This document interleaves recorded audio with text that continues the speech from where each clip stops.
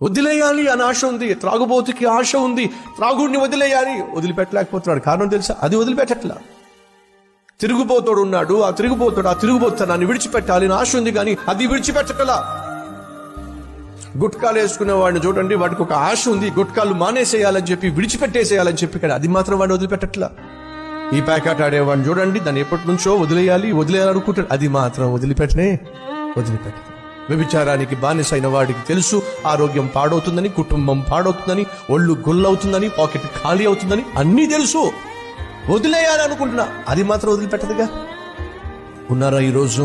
సంతోషంగా జీవించాలని ఆశ ఉంది, కానీ ఆ సంతోషాన్ని కాజేసేటటువంటి పాపిష్టి అలవాట్లను నువ్వు కొనసాగించినంత వరకు నీ జీవితంలో సంతోషంగా ఉండడం సాధ్యము కాదు. ఒక వ్యక్తి సంతోషంగా జీవించాలి అంటే ఆ వ్యక్తి పరిశుద్ధంగా జీవించాలి. ఒక వ్యక్తి పరిశుద్ధంగా జీవించాలంటే ఆ వ్యక్తిని పరిశుద్ధంగా జీవింప చేయగలిగిన పరిశుద్ధుడైన దేవుడు అతనికి తోడుగా ఉండాలి, అతనిలో నివసించాలి.